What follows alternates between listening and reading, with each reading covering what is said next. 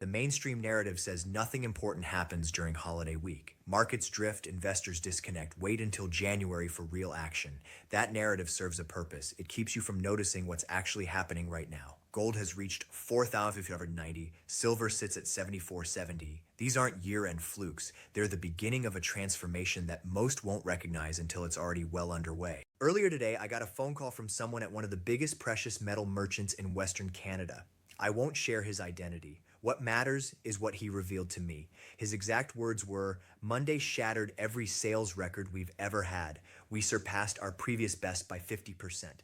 That earlier record happened during the 2021 social media buying frenzy. We're witnessing more than just strong interest. We're watching panic buying unfold. Consider the implications. During holiday time, when families gather and celebrate, coin shop customers are rushing in with such force that they're shattering historical benchmarks. This isn't guesswork. This isn't fear of missing out. This is primal preservation behavior emerging. Those with insight recognize what's approaching in 2026, and they're securing their positions before the opportunity vanishes. Allow me to break down precisely what's occurring in the markets currently, because traditional financial journalism is entirely missing the point. They're publishing pieces about seasonal retail and year-end investment adjustments. They're overlooking the most significant precious metal opportunity in recorded history. The yellow metal has pierced above its ascending, broadening wedge barrier on the daily time frame. For anyone unfamiliar with chart interpretation, here's the simple version. This formation indicates growing price swings within a positive framework. It signifies the fluctuations are becoming wider, but they're expanding upward. The surge past $4,280 verified that this metal isn't merely pausing, it's taking off. However, the yellow metal isn't where the real action is. It does what it always does. It's the foundation. It's the reliable constant. The white metal is where attention belongs. This shiny element is higher by 145% so far this year. In October, it demolished a 45-year barrier that stood since 1980. And what occurred after breaking that ceiling? It sped up. The increases aren't slowing. They're gaining intensity. The force is strengthening, not weakening. And the chart structure on the daily time frame shows something that should frighten anyone still watching from the sidelines. We're seeing an Adam and Eve formation. We're observing an inverted head and shoulders. We're looking at a cup and handle that exploded above 54.50 and drove prices to $70 within weeks. These aren't coincidental markings on a display. These are formations that have forecasted significant movements for generations, and they're all indicating the identical direction, upward. The near-term objective for the white metal based on the ascending broadening wedge formation sits somewhere between $80 and $90. But here's what market experts hesitate to articulate publicly. That objective will climb as prices advance. The formation widens, the fluctuation intensifies, the upper limit continues ascending, and past $90, there's nothing but empty space until we reach three figures. $100 per troy ounce isn't wishful thinking. It's a mathematical certainty propelled by limited availability, manufacturing requirements, and an influx of individual investor capital that's only starting. If you believe the advance is finished, you're not watching closely. We're in the opening stages of a once-in-a-lifetime movement. Now, allow me to clarify why the holiday scheduling of this advancement is so crucial, because this is where the snare has been positioned. The exchange activity right now is minimal. The major players are absent from their workstations. The automated systems are operating on default settings. In typical conditions, shallow participation creates erratic, aimless movement. But that's not our current situation. We're watching the yellow metal maintain near $4,190 despite minimal activity. We're seeing the white metal rest at 74.70, not because liquidation force is building, but because purchasers are preparing before the subsequent climb. This is remarkable. In shallow conditions, valuations should be exposed to retreats. They should be drifting downward as the absence of purchasing force allows natural decline. Instead, valuations are remaining solid. They're stabilizing in a narrow band, gathering momentum like a tightened coil. What does this reveal about underlying interest? It reveals that purchasing power is substantial. It reveals that whenever valuations decrease, even marginally, purchasers are prepared to acquire the commodity. It reveals that the protective capital movements into these metals aren't a passing occurrence driven by news cycles. They represent a foundational transformation in how investors perceive these holdings. The globe is transforming. The previous monetary structure is disintegrating, and individuals are reacting by transferring their resources into the most ancient form of currency humanity knows. This won't cease in January. This will intensify. Allow me to present the fundamental scenario that's propelling this advancement because the chart formations are merely the visible layer. They're the manifestation of deeper mechanisms at play. The American currency is declining. This isn't subjective opinion. This is verifiable information. The anticipation that the Federal Reserve will commence reducing borrowing costs as rising prices cool and economic expansion slows is creating downward force on the greenback. And when the American currency weakens, these metals become more appealing to foreign purchasers. They become less expensive in alternative currencies. Interest increases automatically. This is fundamental market mechanics. And the current administration has communicated clearly about preferring a central bank leader who favors rate reductions. This message has been delivered publicly. It's broadcasting to markets that monetary strategy is about to change in a manner that's exceptionally favorable for precious metals. But there's additional context. The international political climate is worsening quickly, and traditional journalism is barely acknowledging it. American military forces have executed operations in Nigeria. This is verified. The United States is directing a maritime restriction of Venezuelan petroleum vessels. These aren't minor regional disputes. These are moves that demonstrate readiness by America to extend military influence across numerous continents concurrently. This increases concerns of worldwide instability. This pushes resources into protective holdings. This is combustible material for the precious metal advance. Now, I want to address something that traditional analysts decline to recognize: the availability circumstance, because this is the concealed reality that financial institutions don't want you to comprehend. The planet's dedicated white metal reserves are largely depleted. Let me state that again. The accessible material, the premium quality reserves that made extraction profitable for 100 years, they're exhausted. What persists are inferior quality reserves that require more capital to extract. What persists are mixed deposits where this metal is a secondary product of copper or lead or zinc extraction. The planet cannot simply manufacture more of this commodity to satisfy increasing interest. The availability is limited at a fundamental geological level, and additionally, manufacturing requirement for this element is surging. Solar panel producers are utilizing this element at a pace that nobody anticipated 5 years back. Every solar component needs conductive paste. Every battery-powered automobile needs this element for its electrical pathways. The sustainable power transformation that administrations globally are advancing is a consumption apparatus for this commodity, and there isn't adequate supply underground to fulfill both manufacturing requirement and financial requirement at present valuations. This is why valuations must climb. This isn't guesswork. This is fundamental economics. The shortfall is genuine. The scarcity is approaching. And the investors who grasp this are securing positions now during the seasonal pause before the subsequent wave commences. I contacted another informant yesterday, an administrator at a retail precious metal network with outlets across Canada and the northwestern United States. He revealed that commodity units sold in December are higher by 150% versus 12 months prior. 150%. The individual investor is awakening. The modest purchaser, the individual who enters a dealer with several $100s, they're overwhelming the market. And here's the reality about individual investor interest. It persists. When an individual investor purchases physical commodity, they typically retain it. They aren't actively trading. They aren't seeking to exchange it for quick gains. They're gathering. They're constructing a reserve that they plan to transfer to their offspring. This commodity is being withdrawn from circulation indefinitely. Every unit that enters a residential vault is a unit that won't be obtainable for manufacturing utilization. Every unit that a modest investor secures is a unit that intensifies the availability squeeze. Let me share information about someone named Jay Moore. He's 33 years old, resides in Arizona, operates as a logistics supervisor. For 10 years, whenever Jay wanted to put money to work, he accessed an application on his device and purchased equities or digital currencies. That was his pattern. That was what his peers were instructed to do. But 60 days back, something shifted. Jay began consuming online content about this white metal. He began comprehending the underlying factors. He began recognizing what we've been discussing for years, and he reached a conclusion. He entered his vehicle, he traveled to his neighborhood dealer, and he acquired his initial 3 units of physical commodity for approximately $150. Since that moment, Jay has gathered roughly 60 units of ornaments and currency pieces. He secures them in a residential vault. And when I questioned him about his intentions, he articulated something that should alarm every financial institution that's been controlling this market. He stated, "I understand the valuation is climbing rapidly, but I have zero intention of liquidating." J isn't unusual. J represents the visible portion of a massive phenomenon. There are thousands, potentially millions of individuals just like him throughout North America who are experiencing the identical understanding.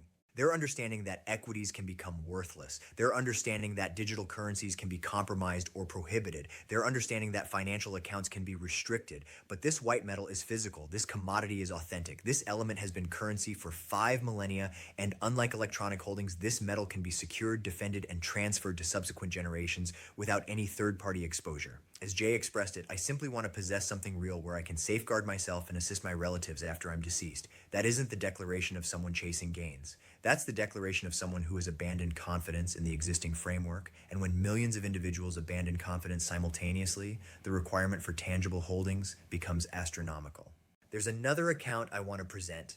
Michael DeCrane is 46 years old, resides in Indianapolis, operates as the operations director at a video conferencing corporation. For him, gathering this commodity began as a pastime to experience with his 7-year-old child. They would visit dealers during journeys, 5 or 6 locations across various states, just to examine what they possessed and include a piece here and there.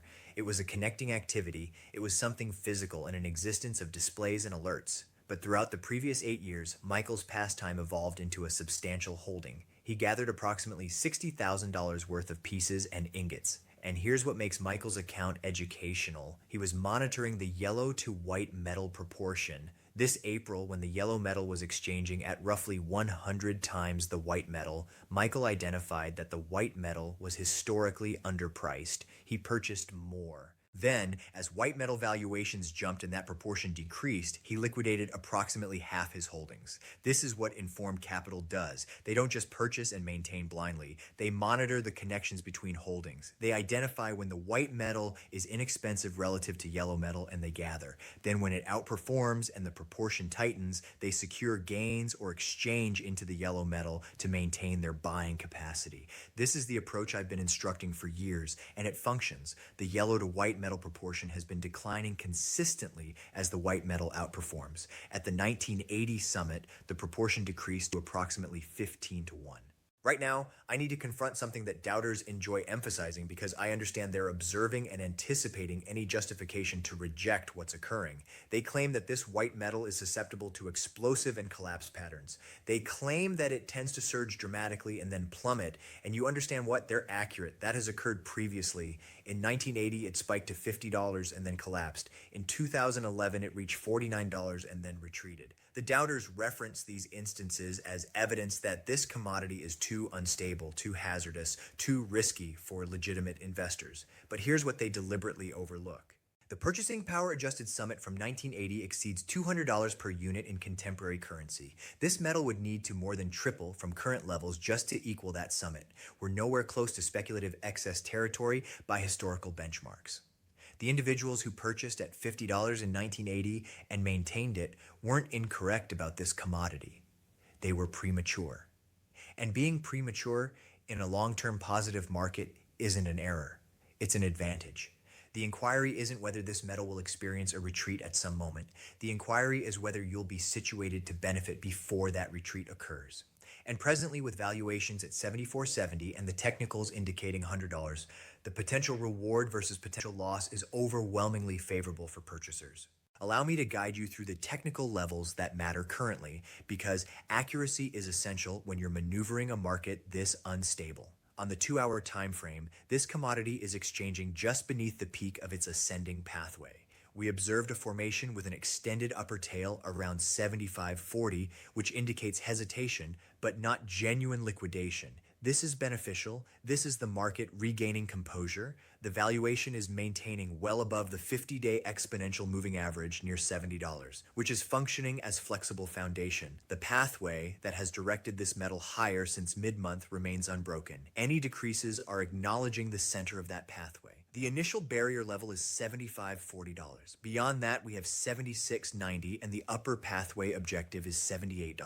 On the lower side, foundation sits at $72.65 with stronger foundation at $70.50, which is the previous consolidation area. The relative strength indicator is in the high 60s, displaying robust force but cooling from excessive conditions. This is precisely what you want to observe in a healthy upward trend. The approach here is straightforward. Purchase decreases near $72.70 with a protective exit beneath $70 and an objective of $76.90. That provides you a potential reward versus potential loss proportion that any expert trader would appreciate. For the yellow metal, the scenario is equally favorable. Now, allow me to clarify why January 2026 will be explosive, because the arrangement is ideal. During the seasonal period, precious metals have been gathering energy. Activity is minimal, but valuations are steady. The optimistic investors are gathering quietly while the major institutions are absent.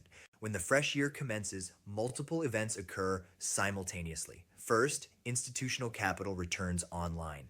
The speculative funds, the retirement funds, the government wealth funds, they all come back to their trading workstations with fresh capital to allocate. They examine the charts, they observe the breakthroughs, they observe the force, and they enter aggressively. Second, tax-motivated liquidation concludes. Throughout December, some investors liquidate losing holdings to balance capital gains. This generates artificial liquidation force that suppresses valuations. In January, that force vanishes. Third, fresh year allocation choices are executed. Investment boards convene and determine how to arrange for the approaching year. With equities expensive, bonds producing less than rising prices, and international risk climbing, precious metals become an evident selection.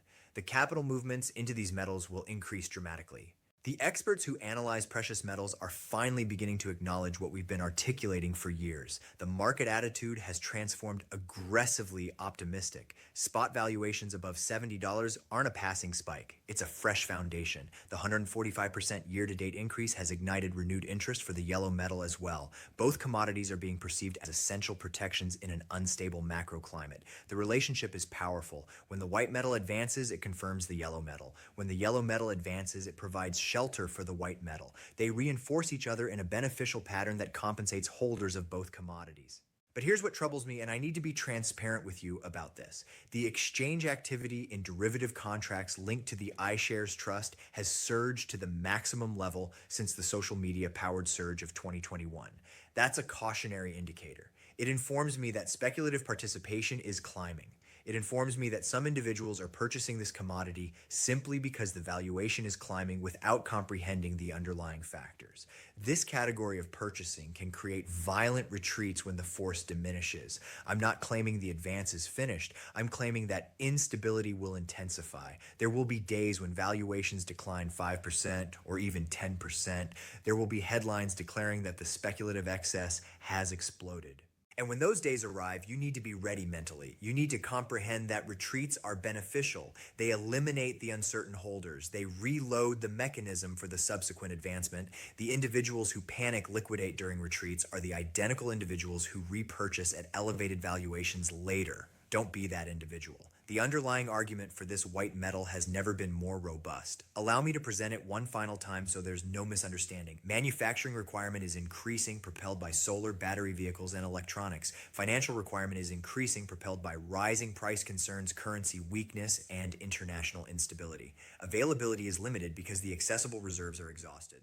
The shortfall between availability and requirement is expanding every year. The valuation must climb to stabilize the market. There's no alternative mathematical result. The financial institutions can control paper valuations in the near term. They can increase collateral obligations, they can modify the regulations, but they cannot manufacture this commodity. They cannot create this element from nothing. And as long as the physical shortfall exists, the valuation will continue climbing. For those of you who already possess physical commodity, who have been gathering for years, who listened when we were advocating strongly at $25 and $30 and $40, congratulations. You're being compensated for your patience and certainty. But don't become satisfied. Don't presume the journey is finished. We're heading to $100 and probably past. The inquiry isn't whether you should maintain. The inquiry is whether you should increase your holdings on any retreat.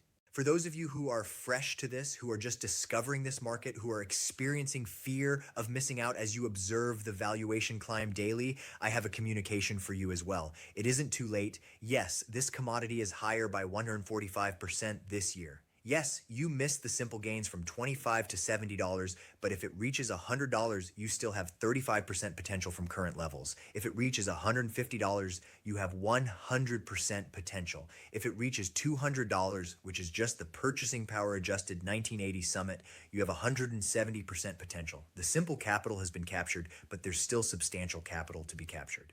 The essential element is to purchase physical commodity whenever feasible. Don't depend on paper commitments. Don't rely on exchange-traded funds that might resolve in currency during an emergency.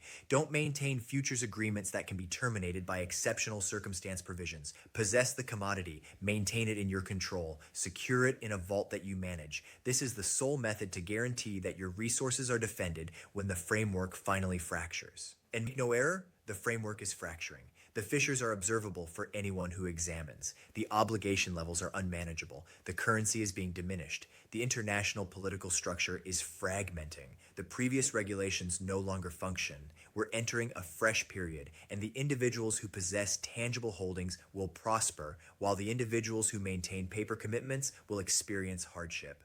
I want to conclude with one final consideration.